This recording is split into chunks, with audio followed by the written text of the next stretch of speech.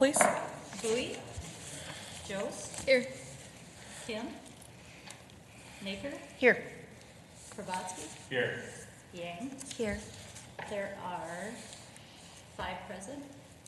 Oh, I'm sorry. Chair Johnson. Here. There are 5 present and 2 absent, those being Commissioners Bowie and Kim. Kim will be joining us shortly, and Commissioner Bowie is excused.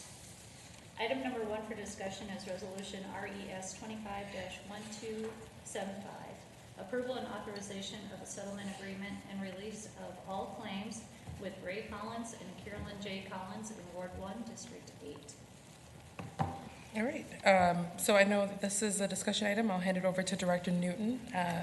It's my understanding that Councilmember Bowie is aware of this item, and so happy to see that she is the sponsor. Handing it over to Director Newton. Actually, let me see. I think Chair, we asked you if you could be the sponsor because Councilmember Bowie wasn't here, but so I don't know if that makes a big difference. And you had said you would. Yeah, it's just her name is listed there. Oh, So, okay. Well, yeah. that's So I'm assuming that she decided to do that. we'll figure that out. We'll figure that out. Thank you, Chair Johnson, Commissioners. This is a settlement item, which we don't have often, and we don't like to have, but occasionally things don't go the way that we like, and so we have things we have to deal with. This is a rehab project. The property owners at this property, 568 Iglehart, received a forgivable loan in the amount of $33,230 under the rehab program that we have to hire a contractor to perform rehab work at their home. Loan funds were dispersed by PED to a contractor to perform that work. During the course of the rehab work, it was determined that the work being performed was not satisfactory and in part outside the scope of work of the contract and the permits and the guidelines. Also, deficiencies were confirmed by the third-party construction consultant we retained to inspect that project. Based on all of these facts, and it's been carefully reviewed, the homeowner and the HRA seek to enter into a settlement agreement and release of all claims. This agreement will result in a discharge of the original loan, providing the homeowners with funds sufficient to engage a new contractor to correct the deficient work, which is $86,372 based on multiple bids, and will release all claims between the HRA, the City of St. Paul, and the homeowners. The settlement agreement, again, and release of all claims will provide the funds necessary for the homeowners to be put in a position they would have reasonably expected to be in if the work had been completed satisfactorily. So, while enforceability of this agreement is not dependent on the homeowner using the funds for this purpose, it is understood by the parties that upon execution of the agreement, neither the city nor their HRA have any responsibility to the owner to ensure that corrective work is performed. It's also understood by the parties that in no event shall the HRA or the city have any obligation to issue any additional compensation beyond the amount of the funds provided. Settlement will be funded with HRA General Fund, and staff recommend approval of the item. Okay, so I know we received as well, I believe, an email about this, and so I'm hoping that commissioners had a chance to review that. Are there any questions for Director Newton at this time? All right, seeing none, I'll take a motion for Commissioner Kravatsky to approve. All those in favor? Aye. Aye. All opposed? 6 in favor, 0 opposed. The resolution is adopted. Item number 2, staff report SR 25-159, introduction to conduit bond project for Nova Classical Academy. Okay, and the 2 staff reports that we have again this week are to bring forward this item, both items for next week. Something that I kind of prefaced to commissioners as well about just both conduit revenue bond requests from these 2 charters. So I'll hand it over to Director Newton and welcome up Ms. Wolf. Thank you, Chair Johnson. Commissioners, Deputy Manager Jenny Wolf is here for these 2 introductory presentations. You won't need action this week. They'll be back for your action at a future meeting. Next meeting. Go ahead, Jenny. Welcome, Ms. Wolf.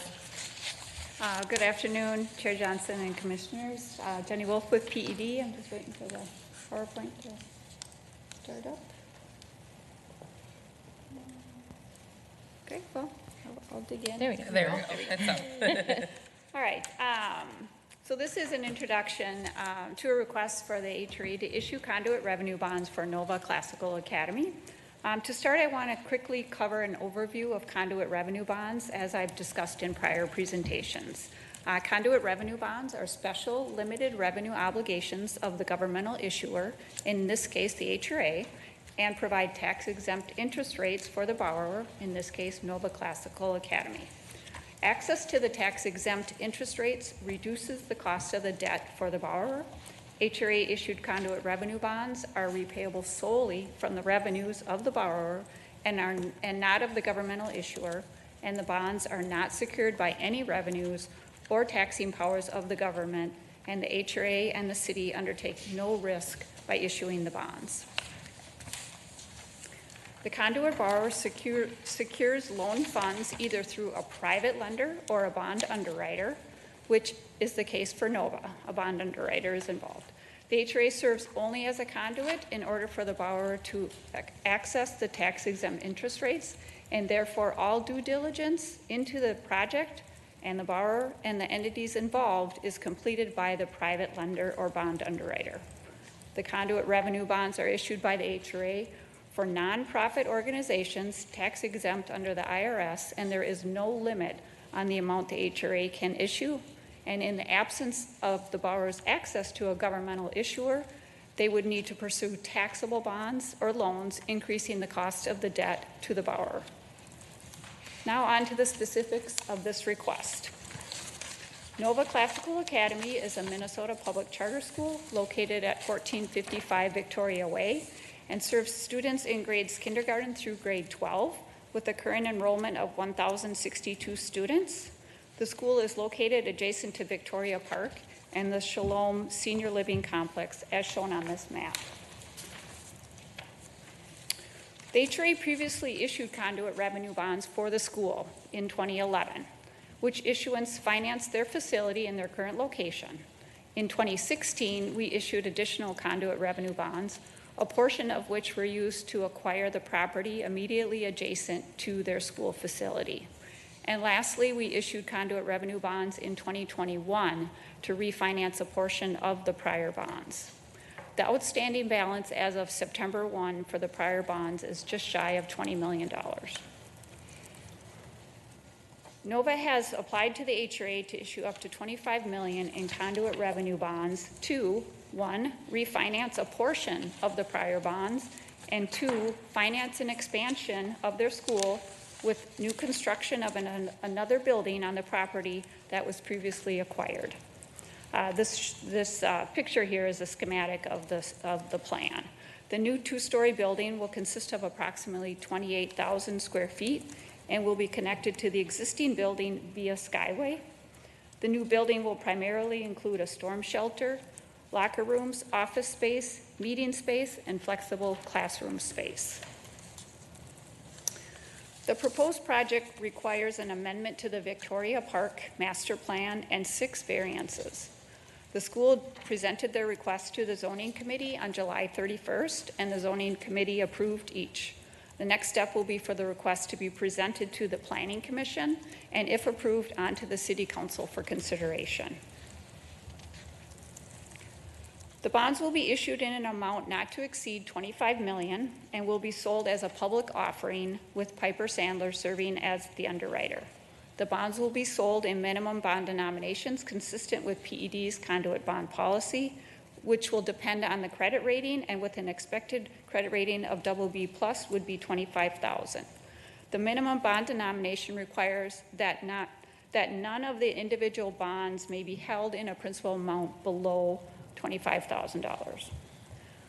The total estimated cost of the project is $25,330,000 and includes a contribution from the school of $4,025,000.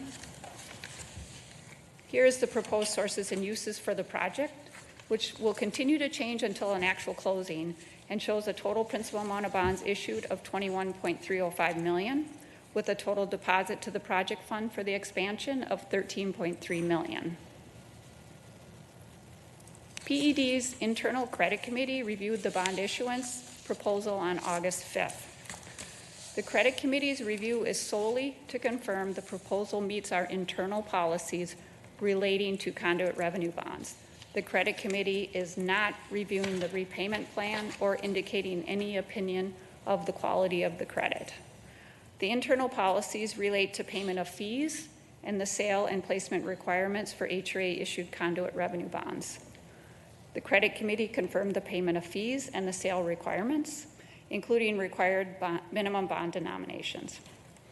The HRA is currently collecting fee revenue from the prior bonds we issued. The fees yet to be collected in 2025 total $42,687, and the HRA will also collect a closing fee on the new issuance equal to 0.25% of the amount issued, which is estimated to total $53,262.50 for the $21.305 million shown on the prior slide. And again, the bonds, can't say this enough, the bonds are repayable solely from revenues of the borrower and are not secured by any revenues or taxing powers of the city or the HRA, and the HRA receives fees when we issue conduit revenue bonds. Governmental approvals. The HRA board is required to authorize the issuance of the bonds, which will include a public hearing. The city council is also required to approve the issuance of the bonds and affirm the public hearing requirements as the elected representative of the governmental unit. Resolutions will be considered by both bodies in 1 week on August 20th, and NOVA anticipates closing on the financing in the middle of October. Just as a quick reminder that when we issue conduit revenue bonds, certain compliance requirements are triggered for the borrower and the construction of the project. The compliance includes affirmative action, prevailing wages, and vendor outreach program. This ends my portion of the presentation, and unless there are questions for me, I would like to invite Dr. Brett Wedlin up to address the board. Dr. Wedlin is the school's executive director. Are there any questions for Ms. Wolf at this time? Okay, seeing none, I'll welcome up Dr. Woodland.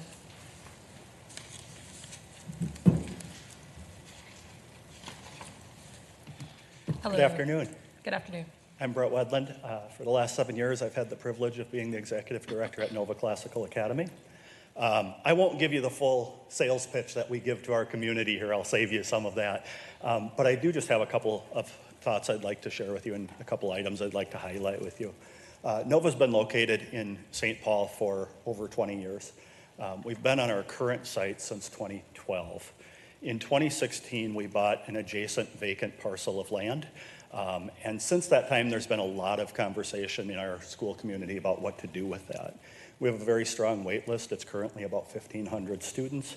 And so there's kind of been in the last 10 years or so, two schools of thought. One is essentially create a new school on the adjacent parcel of land similar to what we have now and utilize that wait list. And the other school of thought has been use that to better serve the students we currently have. And over the last handful of years, we've moved to that second approach of looking to utilize that land to better serve our current student body. We're essentially within 10 students of what we would consider full capacity right now. And so we're looking at this project as an opportunity to better meet the needs of our current students and families.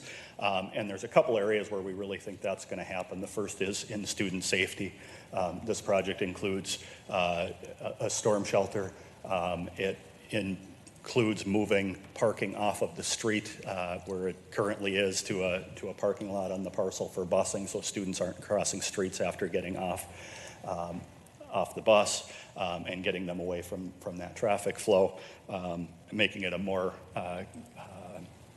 pedestrian-friendly area at the end and beginning of the day as well. It also includes some renovations to the interior of our building to widen some hallways and places where there's just overcrowding right now. So that's the first thing, is safety. And then the second thing is just it adds in 10 or 11 small spaces to better serve the needs of our unique learners right now. When Nova was built, it was built for what the school could afford at the time.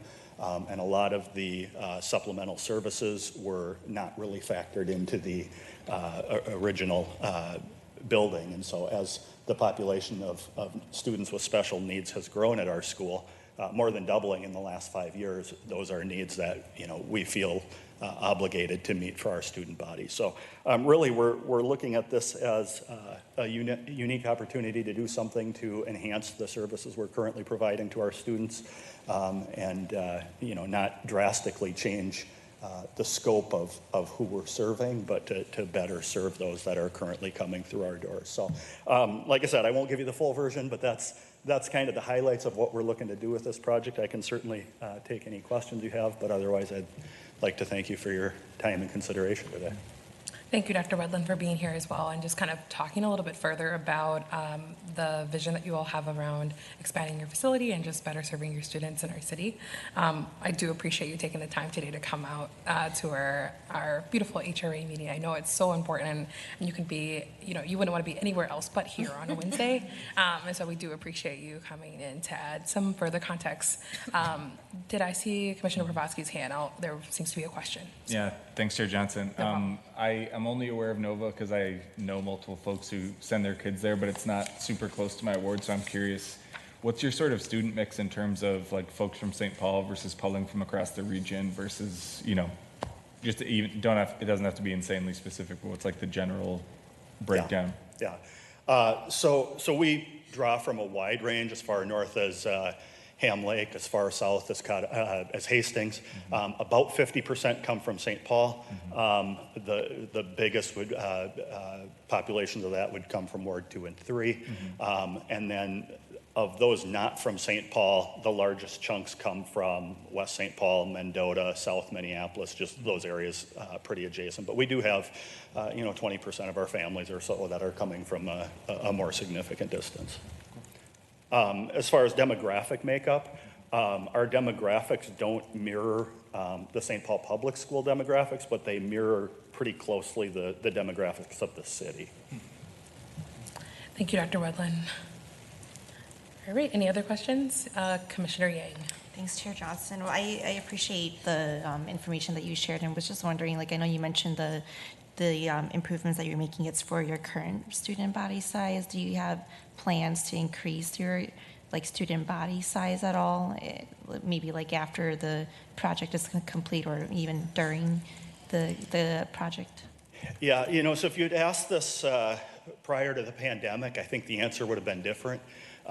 Coming out of the pandemic, we went into a strategic plan and really looked at the long-term future of the school, and we really feel that we are at the biggest size we can be and protect, our classical education model drives everything we do, and we feel like if we were to expand enrollment, whether that's on our current site or a different site, we feel like our model would really be threatened. So we really look at, we're at 1062 today. 1070 is a number we're comfortable with, and anything beyond that is something that we don't see it in our future. Thank you. Yeah, thank you so much for that. That's helpful to just kind of know the size and the expansions. I appreciate the question, Commissioner Yang. Are there any other questions for Dr. Wedland? Okay, seeing none, I just want to say thank you again to come out and also be able to add this further context as we are deciding. Again, we won't take the action today, but we'll have the action next week on the agenda as well. So you're welcome to come back. You don't have to come back, but you're welcome to come back. We'll be here. To see it, so. All right, thank you. No problem. Item number 3 is Staff Report SR 25-160, Introduction to Conduit Bonds Refinancing for Twin Cities Academy. All right, so this is a follow-up. This one is in Ward 7. So I'll hand this over to Director Newton and back over to Ms. Wolf, as I'm assuming it'll be similar, but she'll talk a little bit specific about how this differs from the previous request. Thank you, Chair Johnson and Commissioners. I'll just let Jenny go ahead and jump in. I'm back. Good afternoon, Chair Johnson and Commissioners. Jenny Wolf with PED. This is an introduction to a request for the HRA to issue conduit revenue refinancing bonds for Twin Cities Academy. I'm going to skip over my intro or revisit slides and go right into the project itself. Twin Cities Academy is a Minnesota public charter school located at 690 Birmingham Street, as shown on the map, and serves students in grades 6 through 12 with a current enrollment of 540 students. Sorry, I don't know what that was. The HRA previously issued conduit revenue bonds for the school in 2015, which issuance financed their facility in their current location. The current outstanding balance for the prior bonds is just shy of $14 million.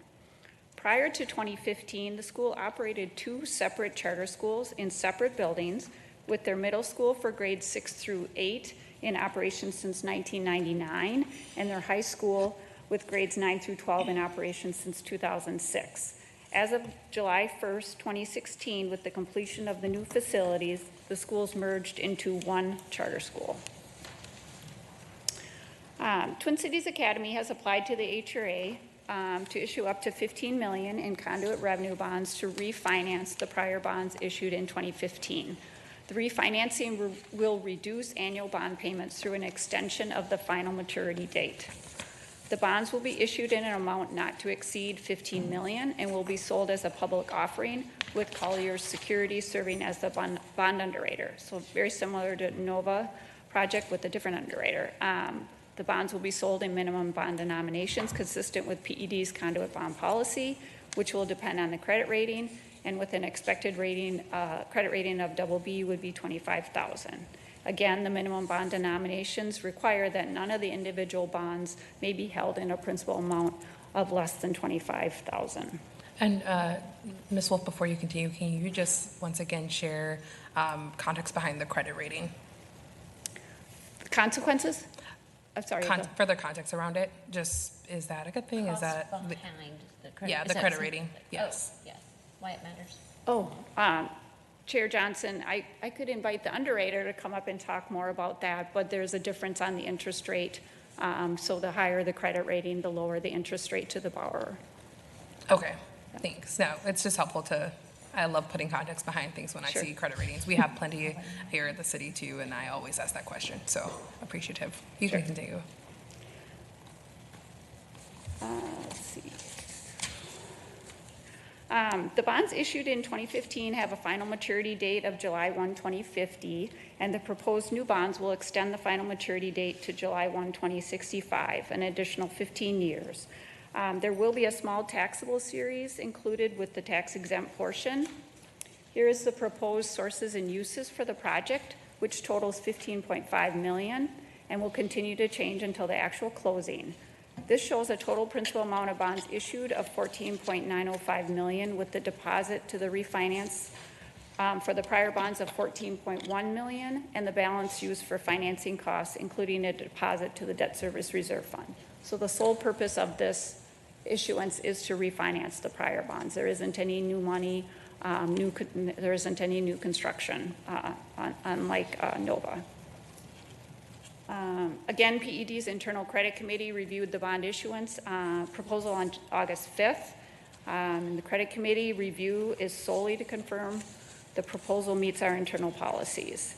The credit committee confirmed their payment of fees and the sale requirements, including minimum bond denominations.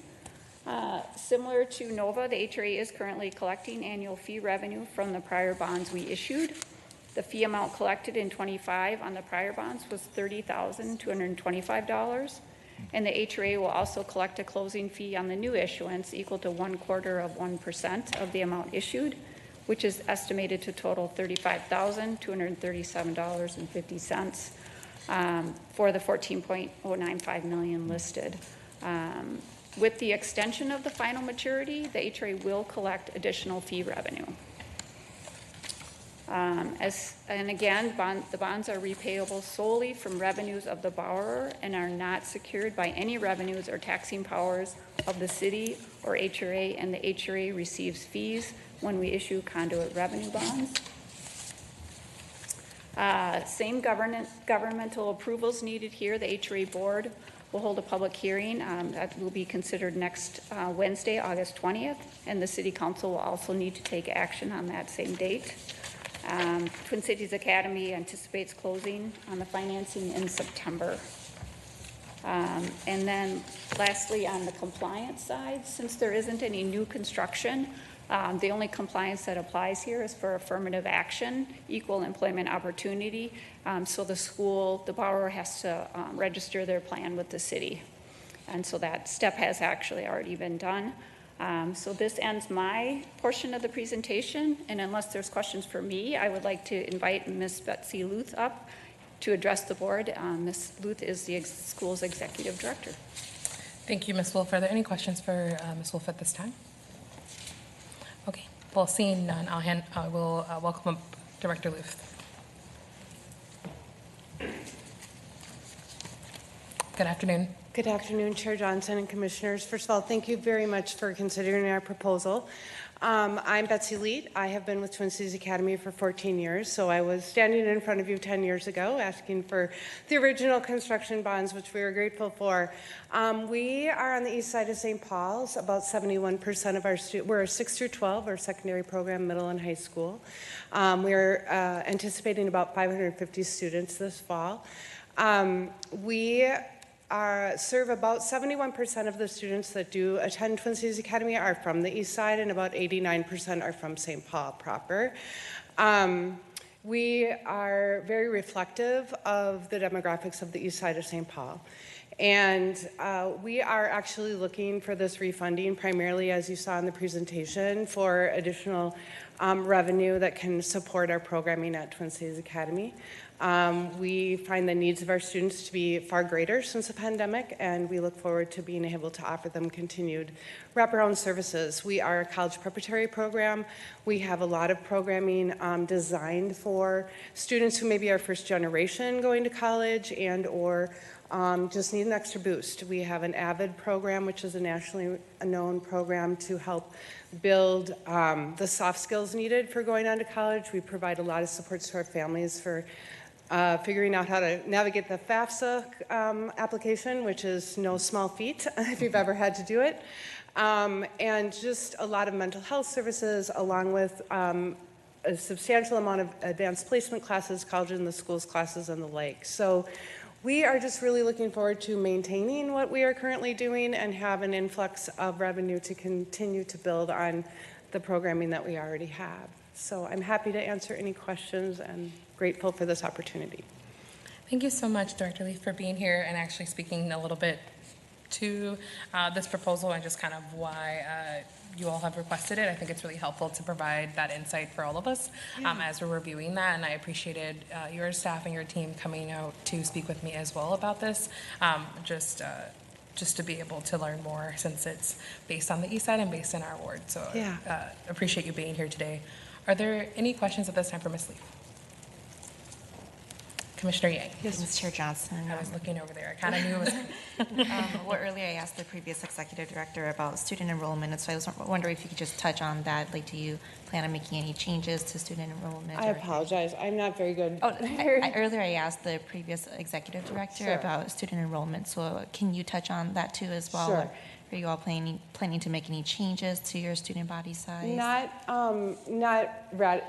really. Our capacity is 620 students in the current building. If you would ask my principal or any other the administrators, they would tell me I'm absolutely crazy to think that we can get 620 students there. So I think we're very comfortable where we are. So there isn't really any desire for significant growth. I could see perhaps an additional 20 students over the next few years, but nothing radically significant beyond that. Thank you. Thank you. Thank you, Commissioner Yang. Are there other questions at all for Ms. Leaf while she's here? All right, seeing none, I will just simply echo what I shared with Director Wedland. You are more than welcome to come back next week. We will have obviously a public hearing at that time for this item, and most likely we'll take the action then. And so you don't have to, but you're more than welcome to come back. I intend to be here, so right. I look forward to seeing you next week. Good to see you. Thank you. All right, so I believe that's the last thing on our agenda. So we'll plan for the public hearing and such next week to discuss these items. Once again, I just echo to commissioners, we for those that potentially have tab, I apologize for interrupting it. We appreciate you all being accommodating to be here next week too. And with that, we are adjourned.